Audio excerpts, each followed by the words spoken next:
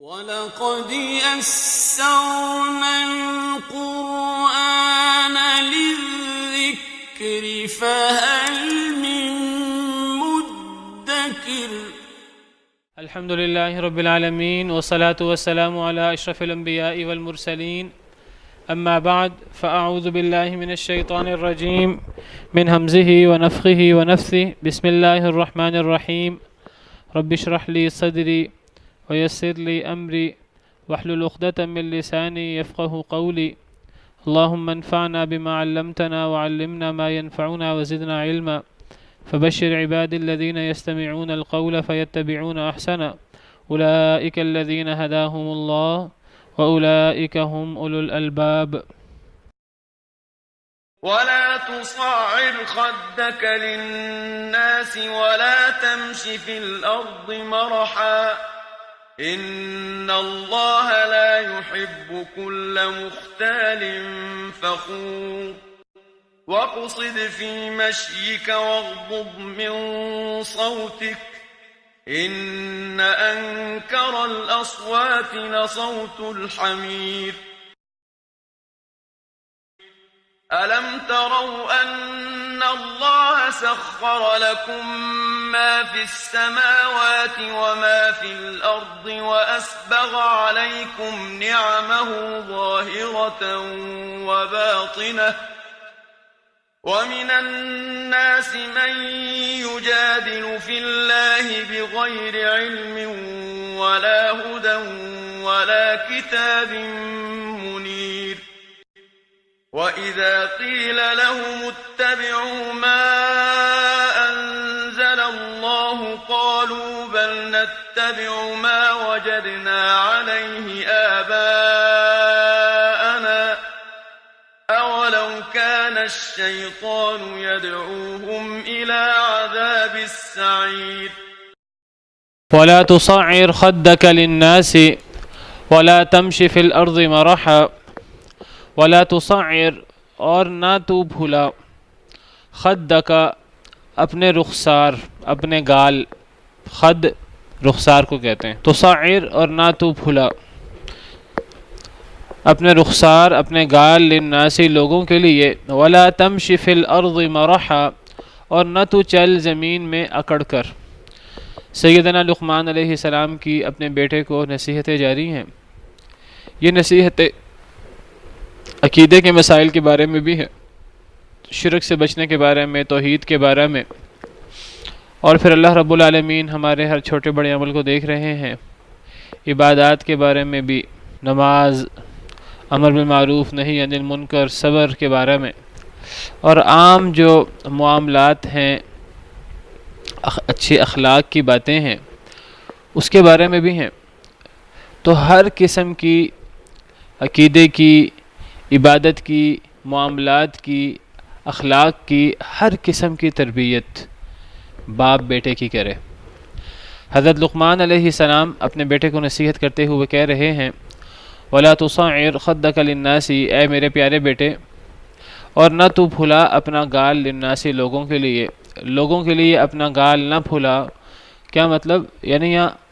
تکبر مراد ہے کہ انسان لوگوں سے بات کرے تو منہ پھلا کر بات کرے غصے اور ناراضگی شو کر کے بات کرے اور انسان کھلے چہرے کے ساتھ کشادہ چہرے کے ساتھ ان سے نہ ملے ان سے بات نہ کرے کشادہ چہرے سے ملنا یہ اخلاق حسنہ میں آتا ہے اچھے اخلاق میں آتا ہے اور یہ بہت بڑی نیکی ہے اور کسی کے ساتھ گال پھلا کر رخسار پھلا کر غصے سے بات کرنا یہ برے خلق میں آتا ہے اور یہ تکبر میں آتا ہے تو فرمایا کہ اپنے گال کو لوگوں کے لیے نہ پھلاؤ تصعر صعر سے ہے صاد عین را یہ اونٹوں کے اندر ایک بیماری کا نام ہے عربی زبان میں صعر اونٹوں کے اندر ایک بیماری ہے جس کے اندر اونٹ کی گردن جو ہے نا وہ مڑ جاتی ہے ٹیڑھی ہو جاتی ہے تو گویا کہ انسان لوگوں سے بات کرے تو گال پھلا کر گردن ٹیڑھی کر کے گردن اکڑا کر بات کرے جس سے تکبر اور جس سے غصہ اور لوگوں کی حقارت جس سے ظاہر ہو تو یہ چیز اخلاق سیئہ میں سے ہے، اور اللہ کے ہاں یہ چیز بہت بری ہے۔ اور انسان بعض دفعہ ان چیزوں کو ہلکا چھوٹا سمجھتا ہے، یہ چیزیں اللہ کے ہاں چھوٹی نہیں ہیں، اللہ کے ہاں بہت بڑی ہیں۔ اگر کوئی شخص لوگوں سے کشادہ چہرے کے ساتھ، مسکراتے چہرے کے ساتھ ملے، اگلے بندے کو احساس ہو کہ یہ بندہ میرا دھیان کر رہا ہے، مجھے توجہ دے رہا ہے، چاہے اگلا بندہ عہدے میں کافی اونچا ہو لیکن وہ اس بندے سے مل رہا ہے کشادہ چہرے کے ساتھ، تو یہ بہت بڑی نیکی ہے۔ حدیث مبارکہ میں آتا ہے کسی نیکی کو حقیر نہ سمجھو، وَلَوْ أَن تَلْقَ أَخَاكَ بِوَجْهٍ طَلْقٍ لَا تَحْتَقِرَنَّ مِنَ الْمَعْرُوفِ شَيْئًا، کسی نیکی کو حقیر نہ سمجھو، وَلَوْ أَن تَلْقَ أَخَاكَ بِوَجْهٍ طَلْقٍ، اگرچہ تم اپنے بھائی سے کشادہ چہرے کے ساتھ ملو، یہ بھی کوئی چھوٹی نیکی نہیں ہے، یہ اللہ کے ہاں بہت بڑی نیکی ہے۔ کیا پتہ اللہ تعالیٰ کسی شخص کی یہ نیکی قبول کر لے، اور کسی شخص کو اس نیکی کی وجہ سے اللہ تعالیٰ جنت میں ڈال دے۔ ایک اور حدیث مبارکہ میں آتا ہے، مسند احمد کی حدیث مبارکہ ہے، نبی کریم صلی اللہ علیہ وسلم سے سوال ہوا، حضرت جابر بن سلیم صحابی ہیں، یہ فرماتے ہیں کہ یہ نبی کریم صلی اللہ علیہ وسلم کی خدمت میں حاضر ہوئے اور انہوں نے نبی کریم صلی اللہ علیہ وسلم سے سوال کیا۔ کیا سوال کیا؟ حضرت جابر کہتے ہیں فقلت یا رسول اللہ، میں نے کہا اے اللہ کے رسول، انی من اہل البادیتی، میں بدو لوگوں میں سے ہوں، جانگلی لوگوں میں سے ہوں، وفی جفاؤہم، اور میرے اندر جانگلی لوگوں کے اندر جو سختی ہوتی ہے وہ بھی میرے اندر موجود ہے، فاوصنی، مجھے آپ کوئی نصیحت کیجیے، میں بدو لوگوں میں سے ہوں، شہروں کا رہنے والا نہیں ہوں، شہروں کے رہنے والوں کے اندر ایٹیکیٹس ہوتے ہیں، نرمی ہوتی ہے، میں جانگلی لوگوں میں سے ہوں، میرے اندر ان کی جفا کشی اور وہ سختی اور وہ چیزیں میرے اندر موجود ہیں، مجھے آپ کیا نصیحت کرتے ہیں، مجھے آپ نصیحت کیجئے، مجھے کوئی وصیت کیجئے۔ فقال، تو آپ نے فرمایا حضرت جابر بن سلیم کو، لا تحقرن من المعروف شیئا، کسی نیکی کو حقیر نہ سمجھو، وَلَوْ أَن تَلْقَى أَخَاكَ وَوَجْهُكَ مُنبَسِطٌ، اگرچہ تو اس حالت میں اپنے بھائی سے ملے کہ تیرا چہرہ کھلا پڑ رہا ہے، تیرے چہرے کے اندر جو ہے وہ تنگی نہیں ہے اپنے بھائی کے لیے، یہ بھی نیکی ہے، اس نیکی کو بھی حقیر نہ سمجھو۔ ہم پڑھ رہے ہیں کہ وَلَا تُصَعِّرْ خَدَّكَ لِلنَّاسِ، اپنے رخسار لوگوں کے لیے نہ پھلاؤ، تو رخسار نہ پھلاؤ گویا کہ چہرے کے اندر کشادگی ہونی چاہیے، مسکراہٹ ہونی چاہیے۔ یہ حدیث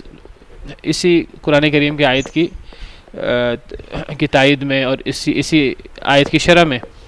کسی نیکی کو حقیر نہ سمجھو،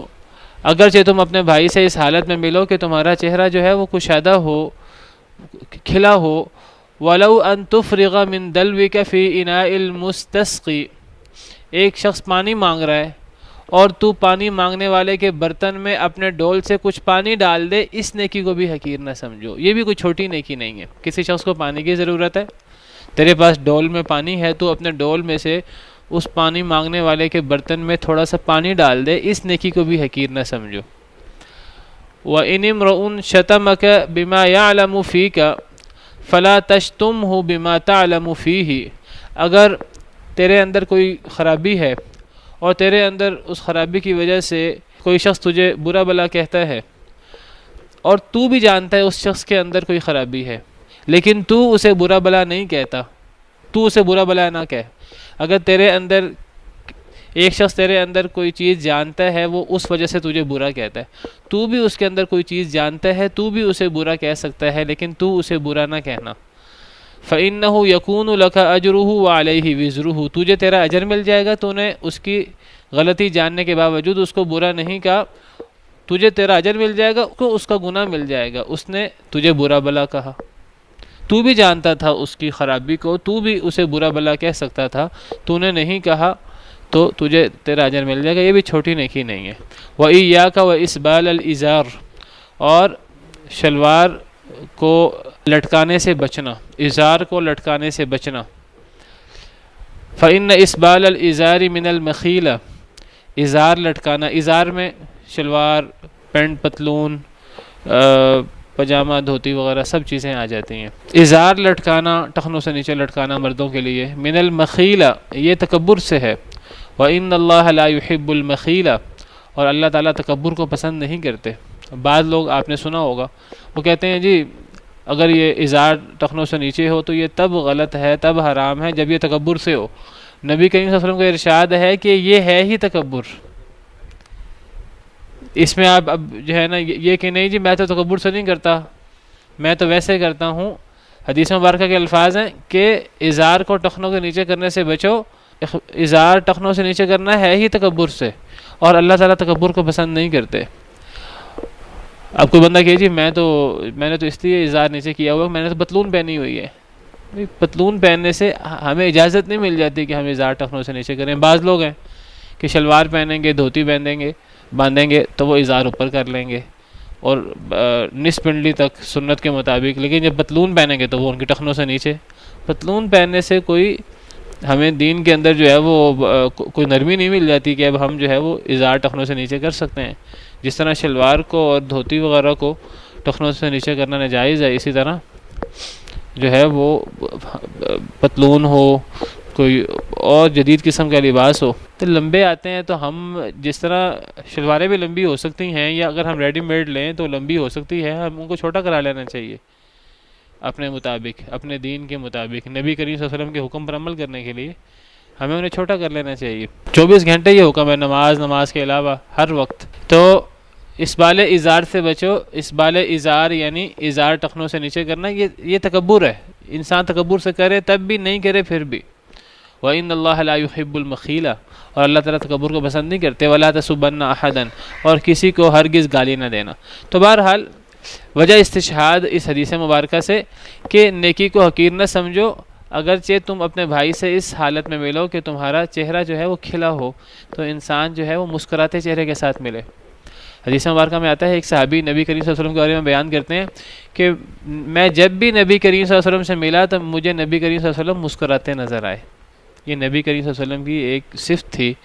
مجھے نبی صلی اللہ علیہ وسلم نے جب بھی دیکھا تو مجھے مسکراتے ہوئے دیکھا، مجھے نبی صلی اللہ علیہ وسلم کے چہرہ ہمیشہ کھلا اور جو ہے وہ کشادہ چہرہ نظر آیا۔ ہم کہنے کو چھوٹا سمجھتے ہیں، اس سے ایک بندہ اگلے بندے کا گرویدہ ہو جاتا ہے کہ ایک بندہ میرا ریگارڈ کرتا ہے، میرا دھیان کرتا ہے، وہ مجھے دیکھ کر اس کو محسوس نہیں ہوا، وہ مجھے دیکھ کر جو ہے وہ اس کو ٹینشن نہیں ہے کہ مجھے کوئی کام ہے تو مجھے اب یہ کام کرنا پڑ رہا ہے،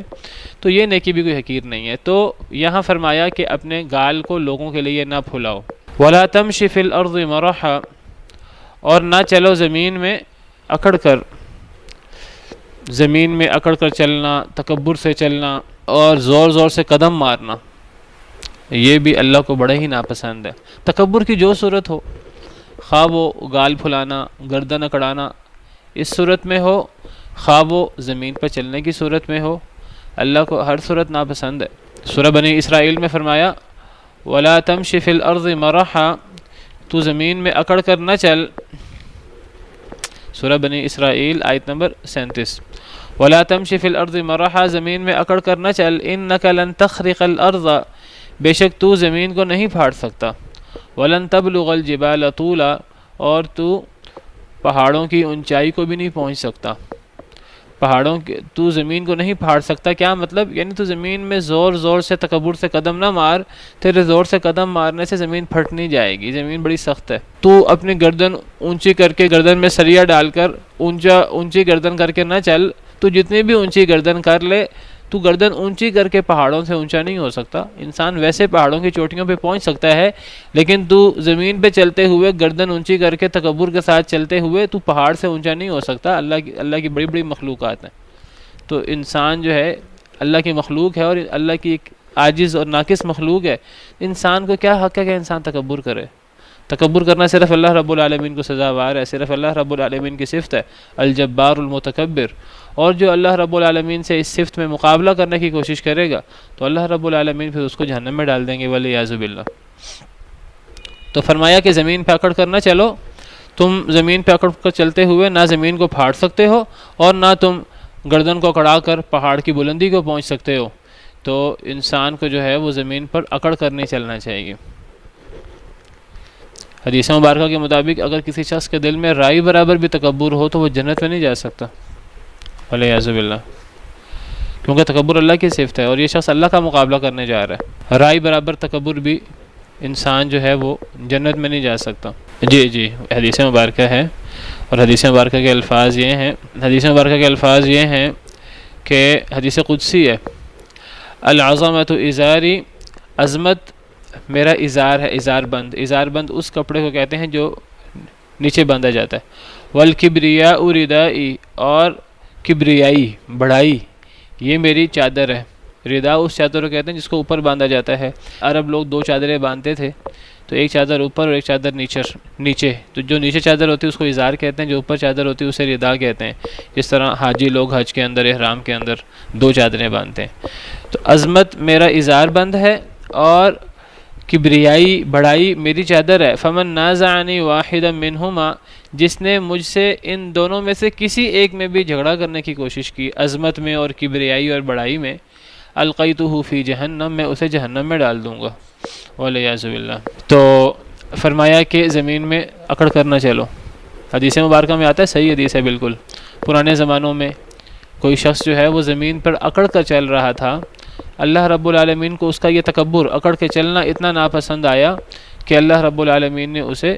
زمین کے اندر دھنسا دیا، اور حدیث مبارکہ کے الفاظ ہیں کہ اللہ اس پر اتنے غضبناک ہیں کہ وہ قیامت تک زمین میں دھنستا جائے گا، والعیاذ باللہ۔ تو زمین میں تکبر سے چلنا کوئی ہلکا گناہ نہیں ہے، بہت بڑا گناہ ہے۔ اللہ رب العالمین کو تکبر انسان کا پسند نہیں ہے۔ وہ اب شخص کون ہے اس کے بارے میں وضاحت نہیں ہے، وہ شخص کون ہے، لیکن بالکل صحیح حدیث ہے کہ وہ شخص جو ہے وہ قیامت تک جو ہے وہ زمین میں، صحیح بخاری کی روایت ہے، بینما رجل یجر ازارہ من الخیلاء، اس دوران کہ ایک شخص جو ہے وہ اپنا ازار لٹکائے تکبر سے چلے جا رہا تھا، خسف به، اسے زمین میں دھنسا دیا گیا، فهو يتجلجل في الارض الى يوم القیامہ، قیامت کے دن تک وہ زمین میں دھنستا چلا جائے گا۔ تو تکبر اتنا بڑا جرم ہے۔ اور ابھی بات ہوئی اسبال ازار کی، ازار ٹخنوں سے نیچے کرنے کی، تو حدیث مبارکہ میں آتا ہے، یہ حدیث بھی ازار ٹخنوں سے نیچے کرنے کے بارے میں ہے، تکبر سے کوئی شخص یہ کام کرے۔ حدیث مبارکہ میں آتا ہے کہ جو شخص اپنا ازار ٹخنوں سے نیچے تکبر سے لٹکاتا ہے، ایک تو ہے نا کہ ایک انسان تکبر سے نہ لٹکائے، ہم نے حدیث پڑھی ہے کہ وہ چیز ہے ہی تکبر، لیکن اگر ایک شخص باقاعدہ تکبر سے لٹکاتا ہے، نیچے کر رہا ہے اپنی پینٹ یا اپنے شلوار وغیرہ، تو حدیث میں آتا ہے کہ قیامت کے دن اللہ تعالیٰ ایسے شخص پر نظر کرم نہیں کریں گے، اور قیامت کے دن سب سے زیادہ انسان کو اگر ضرورت ہوگی تو اللہ کی رحمت کی ضرورت ہوگی، کیونکہ قیامت کے دن بڑا مشکل دن ہے، اور اس دن اگر کوئی چیز کام آ سکتی ہے تو اللہ کا رحم و کرم، اللہ کا عفو و درگزر ہی کام آ سکتا ہے۔ اور اگر اللہ تعالیٰ قیامت کے دن کسی شخص پر نظر کرم نہ کریں اور کسی پر ناراض ہو جائیں تو پھر ایسا شخص جو ہے وہ تو ناکام اور نامراد ہو جائے گا، والعیاذ باللہ۔ تو صحیح احادیث مبارکہ، صحیح بخاری صحیح مسلم کی کئی احادیث ہیں کہ من جر ثوبہ خیلاء لم ينظر اللہ الیہ یوم القیامہ، جو بندہ تکبر سے اپنا ازار نیچے لٹکائے تو اللہ ایسے شخص کو قیامت کے دن نظر کرم سے دیکھیں گے ہی نہیں۔ اور ایک حدیث میں تو الفاظ ہیں کہ اللہ نہ ایسے شخص کو اللہ نظر کرم سے دیکھیں گے، نہ ایسے شخص کو اللہ تعالیٰ پاک کریں گے، اور ایسے شخص کے لیے دردناک عذاب ہوگا۔ تین لوگوں کے بارے میں ہے، ایک جو اپنا ازار نیچے لٹکاتا ہے تکبر سے، ایک وہ جو جھوٹی قسم اٹھا کر اپنی چیز بیچتا ہے، اور تیسرا جو کثرت کے ساتھ شراب نوشی کرتا ہے۔ ان تین لوگوں کے بارے میں ہے کہ ان تین لوگوں کو نہ اللہ قیامت کے دن نظر کرم سے دیکھیں گے، نہ اللہ انہیں پاک کریں گے، اور نہ اللہ ان سے جو ہے وہ کلام کریں گے۔ تو فرمایا وَلَا تَمْشِ فِي الْأَرْضِ مَرَحًا، زمین میں اکڑ کر نہ چلو۔ اب کچھ لوگ کیا کرتے ہیں، وہ کہتے ہیں جی زمین پہ اکڑ کر چلنا یہ تو بڑا سخت گناہ ہے، وہ پھر بڑا تکلف کر کے وہ زمین کے اندر بڑی عاجزی سے چلتے ہیں، اتنی عاجزی سے چلتے ہیں کہ گردن جھکائے اور کمر جھکائے اپنی زمین کے اندر چلتے ہیں۔ یہ عاجزی سے چلنا یہ بھی ریاکاری کے اندر آ جاتا ہے۔ اسلام کے اندر افراط اور تفریط نہیں ہے، جس طرح اسلام کے اندر تکبر نہیں ہے، انسان اتنی گردن اکڑا کے چلے کہ جیسے اس نے پہاڑ سے بھی اوپر چلا جانا، انسان پہاڑ سے اونچا نہیں ہو سکتا، گردن نہیں کھڑا سکتا، تو اسی طرح انسان کو گردن اس طرح جھکا کر اور کمر اس طرح جھکا کر کہ وہ لوگوں کو باقاعدہ نظر آئے کہ یہ شخص جو ہے بڑی عاجزی سے چل رہا ہے، تو اتنی عاجزی جو ہے وہ بھی انسان کو شو نہیں کرنی چاہیے۔ باقی اگر ایک انسان دکھاوے سے یہ کام نہ کرے، ویسے جو ہے وہ عاجزی سے چل رہا ہے اور سر جھکا ہوا ہے، اس میں کوئی خرابی نہیں ہے، لیکن اگر ایک شخص جو ہے وہ اس نے طریقہ کار بنا لی ہے کہ سر جھکا کر چلتا ہے اور کمر جھکا کے چلتا ہے اور اپنی عاجزی شو کرتا ہے، تو یہ افراط و تفریط ہے، یہ بھی پسندیدہ نہیں ہے۔ بلکہ اس کی بجائے صحیح چیز کیا ہے؟ اللہ نے سورہ فرقان میں نیک بندوں کے حوالے سے، عباد الرحمن کے حوالے سے فرمایا ہے وَعِبَادُ الرَّحْمَنِ الَّذِينَ يَمْشُونَ عَلَى الْأَرْضِ هَوْنًا۔ صحیح چیز کیا ہے کہ زمین میں انسان نرمی سے چلے۔ یہ مطلب بھی نہیں انسان گردن اکڑا کر زور زور سے پاؤں مار کر چلے کہ زمین کو پھاڑنا، جیسے وہ زمین کو پھاڑنا چاہ رہا ہے، اور یہ بھی نہیں کہ انسان جو ہے وہ اتنا نرمی سے چلے کہ انسان بیمار نظر آئے، یہ بھی صحیح نہیں ہے۔ بلکہ انسان کو اصل میں عاجزی کے ساتھ اور سیدھا ہو کے انسان چلے، عاجزی کے ساتھ اور نرمی سے زمین کے اوپر قدم رکھے کہ انسان کے اندر کسی قسم کا کوئی تکبر اور اس قسم کی چیز نہ ہو، یہ چیز مراد ہے۔ تو اس کی صحیح تفسیر وہی ہے جو دوسری آیت میں آئی، رحمان کے بندے وہ ہیں جو زمین پہ نرمی سے چلتے ہیں۔ دیکھیے دشمن کو دکھانے کے لیے اگر کوئی شخص جو ہے وہ اپنی طاقت شو کرنے کے لیے اس انداز سے چلے، اس کے اندر تکبر نہ ہو، تو یہ چیز جنگ وغیرہ کی حالت میں یہ چیز جائز ہے، اور جنگ وغیرہ کی ٹریننگ کے اندر بھی شاید اس کا کسی حد تک جواز ہو، واللہ عالم۔ تو ویسے عام حالت میں تو بچنا چاہیے اس سے۔ ایک حدیث مبارکہ میں آتا ہے کہ ایک شخص جو ہے وہ جنگ کے اندر جو ہے وہ اکڑ کر چل رہا تھا، تو نبی صلی اللہ علیہ وسلم، اب مجھے حدیث پوری یاد نہیں ہے، اس کا مفہوم شاید یہ ہے کہ نبی صلی اللہ علیہ وسلم نے فرمایا کہ اللہ کو اس حالت میں تو یہ چیز پسند ہے، ویسے اللہ کو یہ چیز پسند نہیں ہے۔ جس طرح حج کے موقع پر 6 ہجری کو نبی صلی اللہ علیہ وسلم نے خواب دیکھا کہ ہم عمرہ کر رہے ہیں، تو آپ عمرہ کرنے کے لیے لے کے گئے صحابہ کرام کو، مشرکین مکہ نے عمرہ نہیں کرنے دیا، اور پھر صلح ہوئی، صلح حدیبیہ، اور اس میں یہ طے ہوا کہ اگلے سال عمرہ کریں گے، تو 7 ہجری میں پھر عمرہ کرنے گئے، عمرۃ القضاء۔ تو اس موقع پر نبی صلی اللہ علیہ وسلم نے صحابہ کرام کو حکم دیا تھا کہ شروع کے 3 چکروں میں انہوں نے چلنا نہیں ہے، انہوں نے رمل کرنا ہے۔ رمل کا مطلب ہوتا ہے کہ انسان تیز تیز قدم اٹھائے اور انسان تھوڑا سا یعنی دوڑے، اس کے اندر جو ہے وہ یعنی کمزوری ظاہر نہ ہو۔ اصل میں مشرکین مکہ انہوں نے پروپیگنڈا کر رکھا تھا کہ مدینہ منورہ جو ہے یہ ایک بیماری کی جگہ ہے، جو بھی یہاں جاتا ہے وہ بیمار ہو جاتا ہے، اور انہوں نے پروپیگنڈا کر رکھا تھا کہ جب سے مسلمانوں نے ہجرت کی ہے تو مسلمان اب نہ ان کے ہاں اولاد ہوتی ہے اور یہ بڑے کمزور ہو گئے ہیں۔ تو نبی صلی اللہ علیہ وسلم نے پھر حکم دیا تھا صحابہ کرام کو کہ شروع کے 3 چکروں میں رمل کرنا ہے، یہ دکھانے کے لیے ہم کمزور نہیں ہیں۔ تو دشمن کے سامنے طاقت شو کرنے کے لیے ان چیزوں کی کچھ اجازت ہوتی ہے اگر دل میں تکبر نہ ہو تو۔ ان اللہ لا يحب كل مختال فخور، بے شک اللہ تعالیٰ نہیں پسند کرتے ہر بہت شیخی مارنے والے کو اور ہر بہت فخر کرنے والے کو، جو بہت اتراتا ہے اور بات بات پر شیخی مارتا ہے اور فخر کرتا ہے، تو فخر کرنے والے کو اور شیخی بگاڑنے والے کو اللہ تعالیٰ جو ہیں وہ پسند نہیں کرتے۔ یہ دونوں چیزیں جو ہیں یہ تکبر کے اندر اور فخر کے اندر شامل ہیں، گال پھلانا اور زمین کے اندر جو ہے وہ اکڑ کر چلنا۔ وَقْصِدْ فِي مَشْيِكَ وَاغْضُضْ مِنْ صَوْتِكَ، حضرت لقمان کے اپنے بیٹے کو نصیحتیں جاری ہیں۔ وَقْصِدْ فِي مَشْيِكَ، اور تو درمیانہ رکھ اپنی چال کو۔ تو یہاں سے پتہ لگ گیا کہ صرف اکڑ کے چلنا ہی ممنوع نہیں ہے، بلکہ اتنی عاجزی سے چلنا کہ انسان کمزور نظر آئے، اس سے بھی بچنا چاہیے۔ اصل چیز ہے انسان نرمی سے چلے، تو چال میں میانہ روی ہونی چاہیے۔ وَقْصِدْ فِي مَشْيِكَ، اپنی چال میں میانہ روی اختیار کر۔ وَاغْضُضْ مِنْ صَوْتِكَ، اور جب یہ چال میں میانہ روی ہے تو پھر آواز میں بھی میانہ روی ہونی چاہیے۔ تو وَاغْضُضْ، اور پست کر اور دھیما کر، من صوتک، اپنی آواز کو، آواز بھی دھیمی ہونی چاہیے۔ انسان اونچا بولے تو اونچا بولنا یہ کوئی انسان کے لیے فخر کی بات نہیں ہے، یہ کوئی بہت بڑی خوبی نہیں ہے کہ فلاں بندہ بڑا اونچا بولتا ہے۔ اگر اونچا بولنا کوئی خوبی ہوتی تو پھر سب سے اچھی آواز گدھے کی آواز شمار ہوتی، وہ بڑا اس کی اونچی اور بڑی اس کی جو ہے وہ آواز ہوتی ہے اس طرح کر کے۔ تو فرمایا کہ اونچی آواز ہونا کوئی یہ خوبی نہیں ہے، انسان کو اپنی آواز جو ہے وہ درمیانی رکھنی چاہیے، انسان کو اپنی آواز دبا کر رکھنی چاہیے، اپنی آواز پست رکھنی چاہیے۔ ان انکر الاصوات لصوت الحمیر، بے شک بدترین آواز لصوت الحمیر، گدھے کی آواز ہوتی ہے۔ تو گدھے کی آواز جو بڑی اونچی ہوتی ہے یہ اللہ کو آواز پسند نہیں ہے، اسی لیے حدیث مبارکہ میں آتا ہے یہ جو گدھا جب بولتا ہے، جب یہ اونچی آواز نکالتا ہے تو یہ اصل میں شیطان کو دیکھ کر یہ آواز نکالتا ہے، تو ایسی صورت میں انسان کو شیطان سے اللہ کی پناہ میں آنا چاہیے۔ تو صحیح بخاری کی روایت ہے، حضرت ابو ہریرہ سے مروی ہے، نبی کریم صلی اللہ علیہ وسلم کا ارشاد ہے، اذا سمعتم صیاح الدیکۃ، اگر تم مرغے کی آواز سنو، فاسألوا اللہ من فضلہ،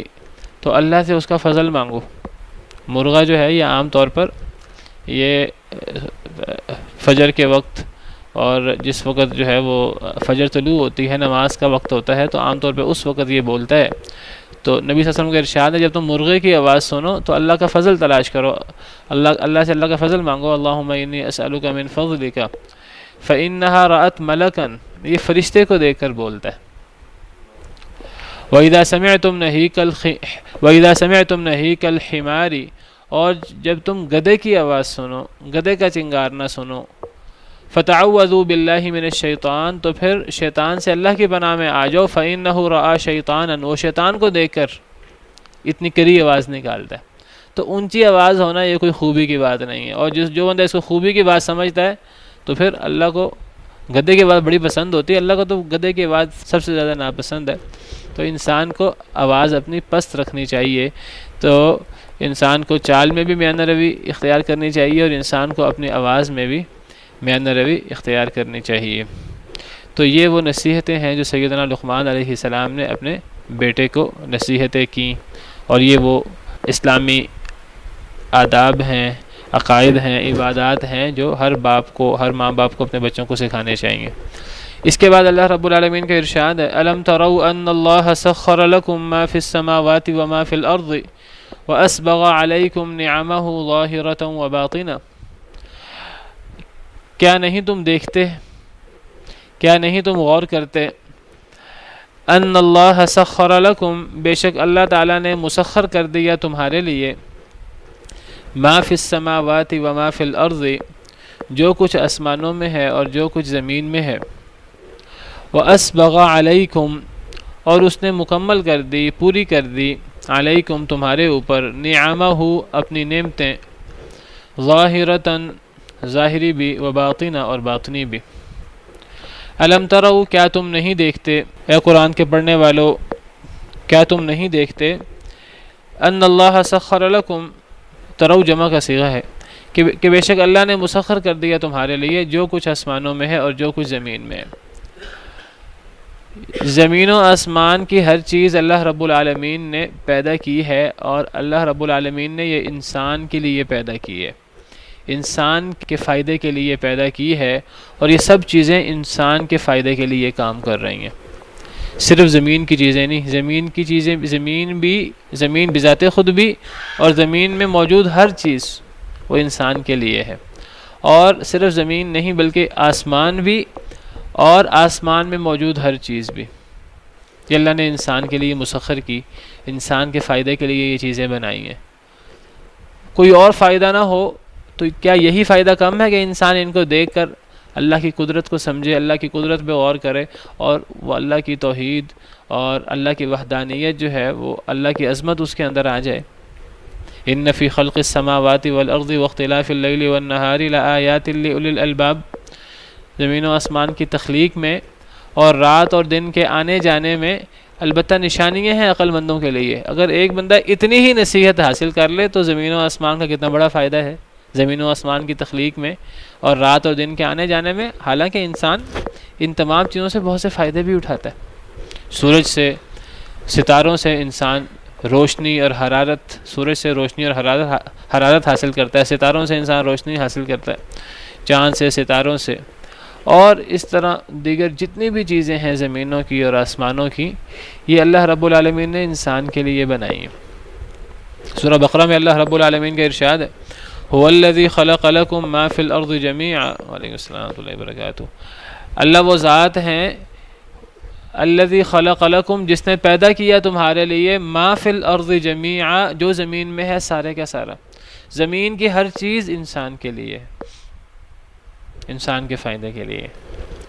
اور زمین کی ہر چیز ہی نہیں صرف بلکہ آسمان بھی، اور آسمان کی ہر چیز بھی۔ سورۃ الجاثیہ میں اللہ رب العالمین کا ارشاد ہے، سورہ جاثیہ آیت نمبر 13،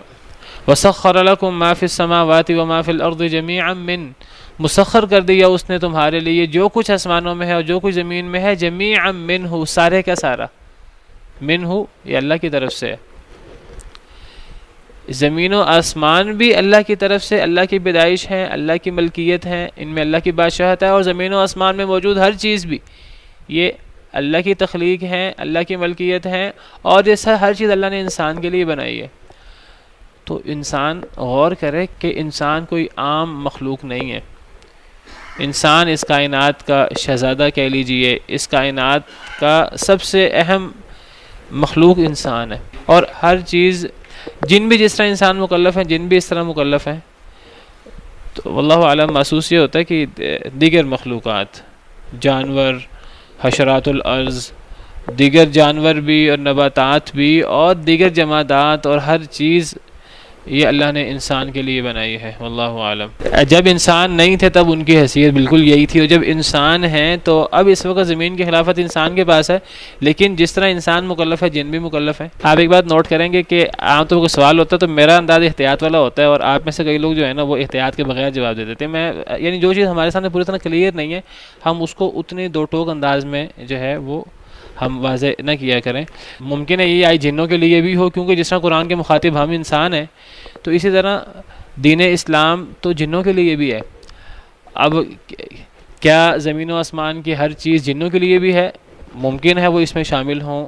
واللہ عالم، ممکن ہے نہ ہوں۔ کیا جن انسان بھی انسان کے لیے ہیں؟ اور واللہ عالم، ممکن ہے کہ جس طرح انسان مکلف ہے تو مکلف ہونے کے طور پر اللہ نے انسان پر اپنا احسان جتلایا ہو کہ ہم نے مکلف کے لیے زمین و آسمان کی ہر چیز بنائی ہے۔ اگر یہاں انسان بطور مکلف مراد ہے تو مکلف تو پھر جن بھی ہے، جن بھی مکلف ہیں، تو جن شامل ہیں کہ نہیں اس میں اللہ کو بہتر علم ہے۔ تو مسخر کر دیا تمہارے لیے جو کچھ آسمان میں، جو کچھ زمین میں ہے، سارے کا سارا۔ میں جب بھی یہ آیت اور اس قسم کی آیات پڑھتا ہوں تو ذہن میں ہمیشہ ایک چیز آتی ہے کہ جب اللہ نے انسان پر اتنا انعام کیا ہے کہ زمین و آسمان، خود کتنی بڑی مخلوقات ہیں زمین و آسمان، اور زمین و آسمان میں موجود ہر چیز اللہ نے انسان کے لیے بنائی ہے، تو اس سے انسان کو اپنی اہمیت کا اندازہ کرنا چاہیے۔ اور جب کسی شخص کو اتنا نوازا جائے تو پھر گویا کہ اس شخص سے کوئی بہت بڑا کام لینا ہوتا ہے، تو پھر اس شخص کو اتنا نوازا جاتا ہے۔ اس کی ایک مثال اس طرح ہے کہ اگر کسی شخص کو کوئی کمپنی اپنے ہاں جاب دیتی ہے اور اس شخص کو بہت زیادہ سہولیات دیتی ہے اور بہت زیادہ اس کو پے کرتی ہے، بڑا عالی شان بنگلہ، اور اس کے لیے جو ہے وہ بہترین گاڑی اور اچھے سے اچھا تنخواہ کا پیکیج اور ہر قسم کی سہولت دیتی ہے، تو پھر اس سے کوئی بہت بڑا کام لینا ہوتا ہے، بلا وجہ کوئی کسی کو اس طرح کی کوئی چیز نہیں دیتا۔ تو جب اللہ رب العالمین نے انسان کو اتنی اہمیت دی اور ہر چیز انسان کے لیے بنائی اور انسان کو اشرف المخلوقات بنایا، اور وَلَقَدْ كَرَّمْنَا بَنِي آدم، ہم نے بنی آدم کو تکریم بخشی، وَحَمَلْنَاهُمْ فِي الْبَرِّ وَالْبَحْرِ، ہم نے خشکی میں اور تری میں انہیں سوار کروایا۔ کئی ایسی مخلوقات ہیں جس طرح ہم اللہ کے مخلوق ہیں، دیگر جانور بھی اللہ کے مخلوق ہیں، وہ بھی اللہ کے مخلوق ہیں، ہم بھی اللہ کے مخلوق ہیں، اس اعتبار سے ہم برابر ہیں، لیکن اللہ نے ان مخلوقوں کو ہمارے تابع کیا، ہم ان کے اوپر سواری کرتے ہیں، وہ ہمارے اوپر سواری نہیں کرتی۔ صرف ہم سواری نہیں کرتے ہیں ان پر، ہم ان کو ذبح کر کے کھا بھی جاتے ہیں۔ تو یہ اللہ نے ہمیں ان کے اوپر فضیلت بخشی ہے۔ وَحَمَلْنَاهُمْ فِي الْبَرِّ وَالْبَحْرِ وَرَزَقْنَاهُمْ مِنَ الطَّيِّبَاتِ، جو پاکیزہ رزق اللہ نے انسانوں کو دیا ہے وہ دیگر جانوروں کو وہ پاکیزہ رزق نہیں ملا۔ دیکھیں انسان کتنا صاف شفاف پانی اور مشروبات اور کھانا کھاتا ہے، جانور جو ہے گندا مندہ پانی پی لیتے ہیں، ایسا پانی باہر پڑا ہوگا جو مٹی ملا ہوگا، گدلا پانی ہوگا، ممکن ہے گٹر کا پانی ہو، تو بہت سے پرندے اور بہت سے جانور، کتے وغیرہ، اور یہ اس کو پی رہے ہوتے ہیں اور اسے پیاس بجھا رہے ہوتے ہیں۔ انسان اس سے اپنی پیاس نہیں بجھا سکتا، اگر اپنی مرضی سے انسان پیاس بجھانا چاہے، انسان پاک صاف شفاف چیز کھاتا ہے۔ تو وَرَزَقْنَاهُمْ مِنَ الطَّيِّبَاتِ وَفَضَّلْنَاهُمْ عَلَى كَثِيرٍ مِّمَّنْ خَلَقْنَا تَفْضِيلًا، ہم نے انسان کو، اللہ فرماتے ہیں ہم نے انسان کو اپنی مخلوقات میں سے بہت زیادہ مخلوقات پر فضیلت بخشی ہے۔ تو جب اللہ نے انسان کو اتنا مقام دیا ہے اور ہر چیز زمین و آسمان اور زمین و آسمان کی ہر چیز انسان کے لیے مسخر کر دی ہے، تو پھر انسان کو اپنی ذمہ داری محسوس کرنی چاہیے کہ پھر اللہ کا مجھ سے کوئی بہت بڑا مقصد ہے اور اللہ نے مجھ سے بہت بڑا کام لینا ہے۔ اور وہ کام کیا ہے کہ انسان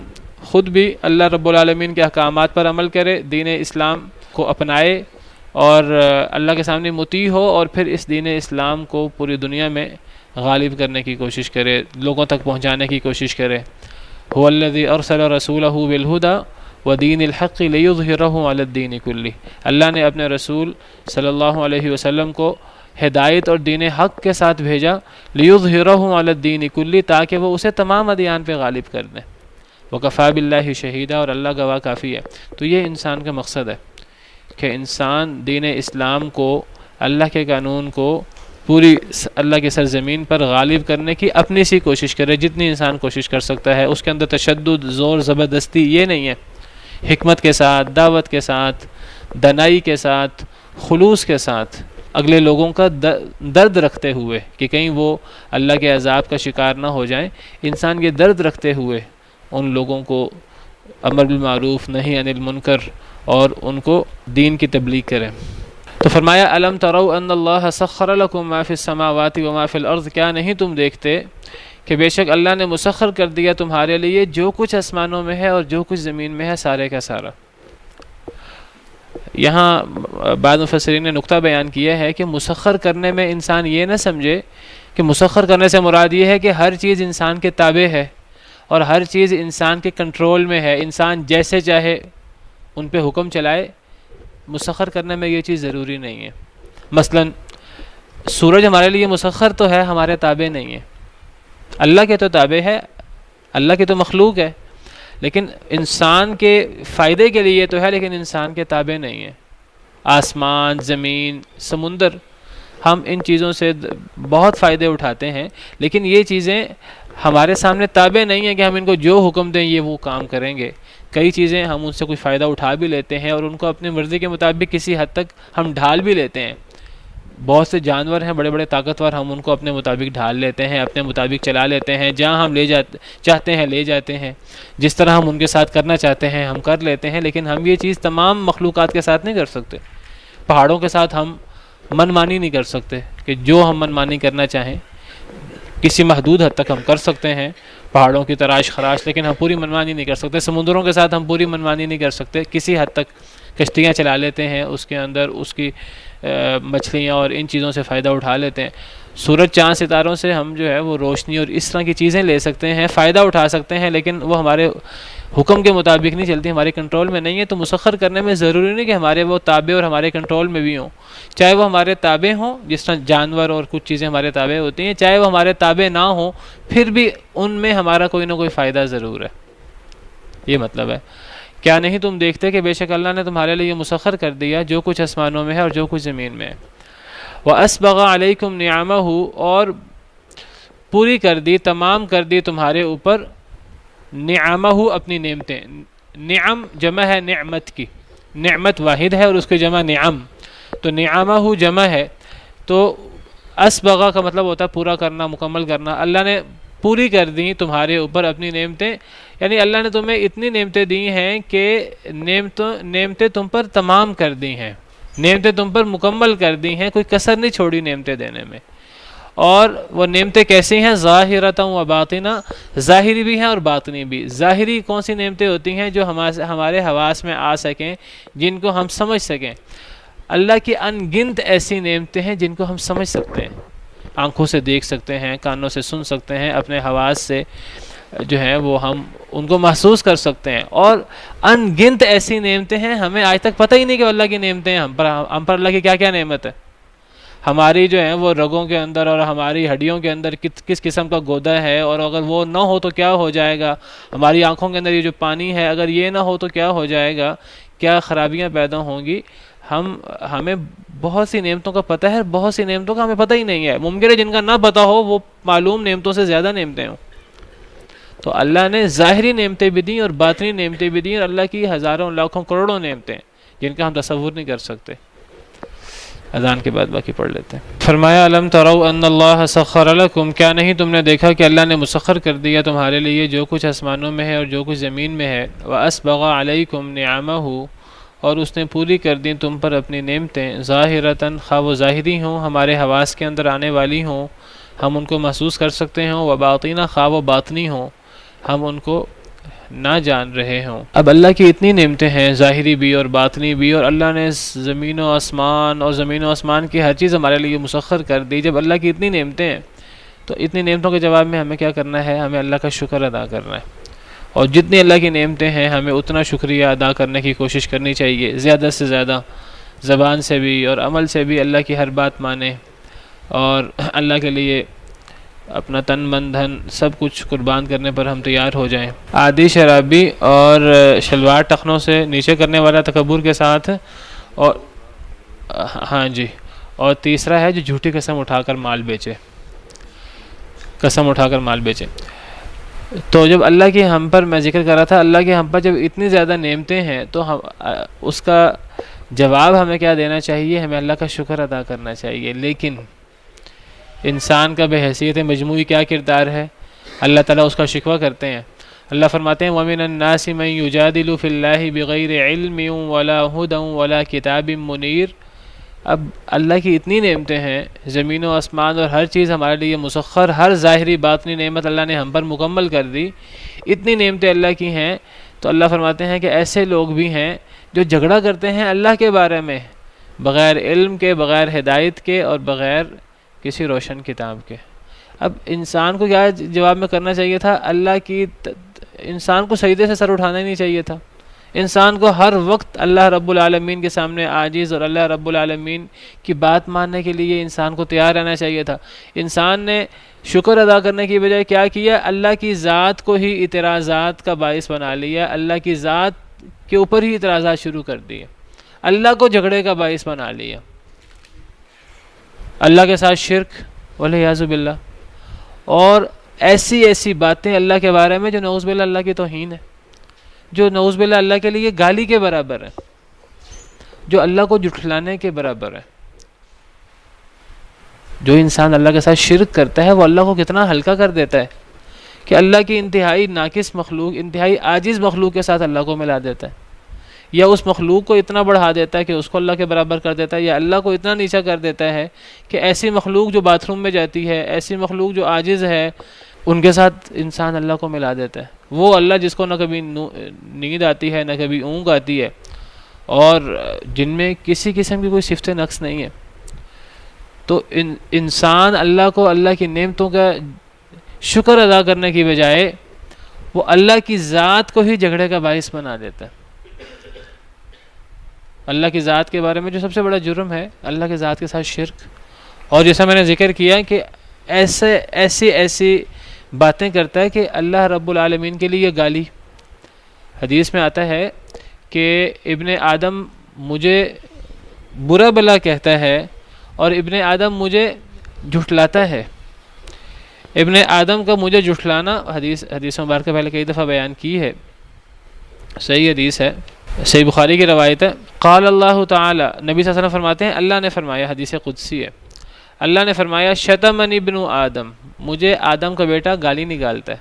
وما ينبغي له ان يشتمنی، اور اس کے لائق نہیں کہ مجھے گالی نکالے، ويكذبنی، مجھے جھٹلاتا ہے، وما ينبغي له، اور اس کو یہ لائق نہیں کہ مجھے جھٹلائے۔ انسان کا اللہ کو گالی نکالنا کیا ہے؟ اللہ فرماتے ہیں کہ وہ کہتا ہے ان لی ولدا، کہ میری اولاد ہے، حالانکہ اللہ کی کوئی اولاد نہیں ہے، اور یہ اللہ کے لیے یہ گویا کہ انسان برا بلا کہتا ہے اللہ کو، اور اللہ کے لیے اتنی ناراضگی کا باعث ہے کہ تکاد السماوات یتفطرن منہ وتنشق الارض وتخر الجبال ہدا، قریب ہے کہ آسمان پھٹ پڑے اور زمین شک ہو جائے اور پہاڑ ریزہ ریزہ ہو کر گر جائیں، ان دعوا للرحمن ولدا، کہ لوگ اللہ کے لیے اولاد پکاریں۔ یہ اللہ کے لیے اتنی ناراضگی کا باعث ہے، یہ بات اللہ کے لیے گالی کے برابر ہے۔ اور انسان کا اللہ کو جھٹلانا، وَأَمَّا تَكْذِيبُهُ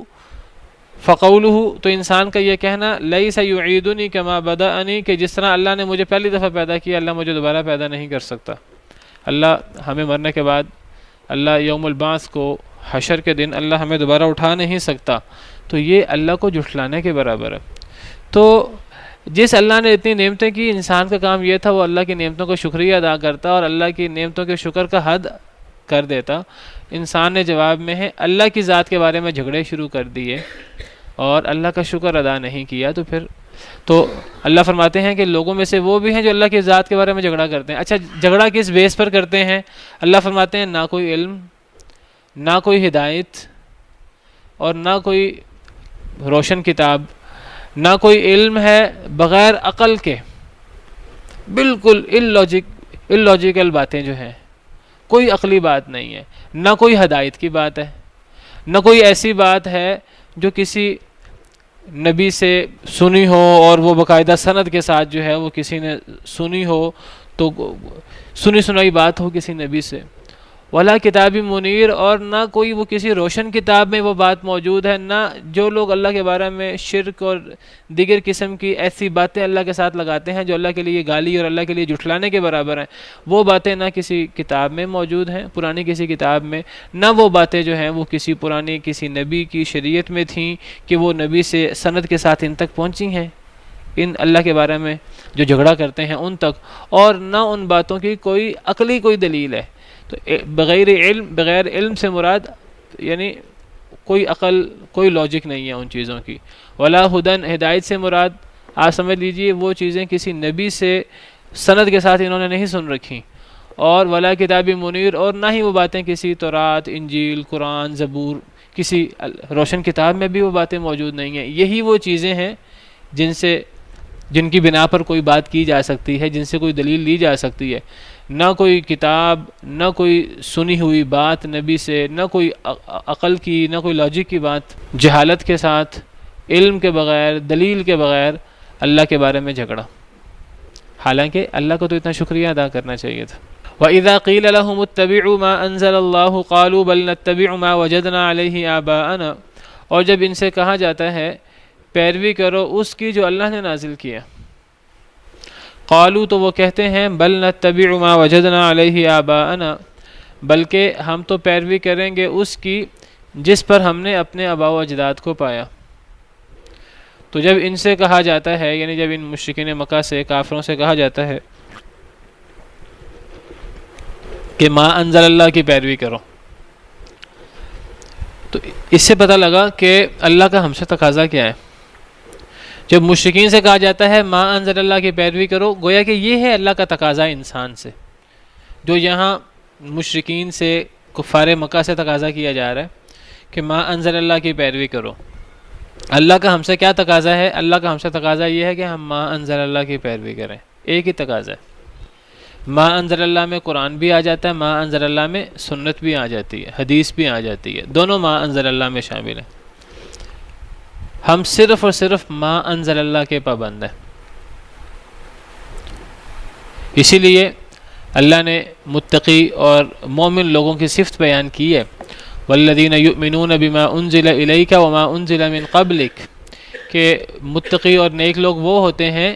کہ جو اس پر ایمان لاتے ہیں اے نبی جو آپ پر نازل کیا گیا، یعنی قرآن، وما انزل من قبلک، قرآن بھی اور حدیث مبارکہ بھی، وما انزل من قبلک، اور جو آپ سے پہلے نازل کیا گیا. آپ سے پہلے انبیاء کرام علیہ السلام پر جو کتابیں جو وحی اتری، تو آپ پر اترنے والی وحی کو بھی یہ مانتے ہیں، اور آپ سے پہلے انبیاء پر اترنے والی وحی کو بھی یہ مانتے ہیں. صرف قرآن کو نہیں، پچھلی کتابوں کو بھی، پچھلی وحی کو بھی مانتے ہیں. تو اللہ کا انسان سے تقاضا یہ ہے کہ انسان ما انزل اللہ کی پیروی کرے. ہم صرف ما انزل اللہ کے پابند ہیں، ہم اور کسی چیز کے پابند نہیں ہیں. اب کچھ ایسے لوگ ہیں جو ہمیں کہتے ہیں کہ جی ہمیں علماء کی بات ماننی چاہیے. ہمیں بالکل علماء کی بات ماننی چاہیے، اللہ کا حکم ہے فَاسْأَلُوا أَهْلَ الذِّكْرِ إِن كُنتُمْ لَا تَعْلَمُونَ، اگر تمہیں علم نہ ہو تو اہل علم سے پوچھ لو. تو اہل علم سے کیا پوچھنا ہے؟ اہل علم سے ما انزل اللہ کے بارے میں پوچھنا ہے کہ فلاں مسئلے کے بارے میں ہمیں اللہ کا حکم نہیں پتا، اللہ نے فلاں مسئلے کے بارے میں قرآن میں کیا حکم اتارا ہے، فلاں مسئلے کے بارے میں نبی صلی اللہ علیہ وسلم نے حدیث مبارکہ میں کیا فرمایا ہے. ہم نے اہل علم سے یہ بات پوچھنی ہے. ہم نے اہل علم سے ان کی ذاتی رائے نہیں پوچھنی.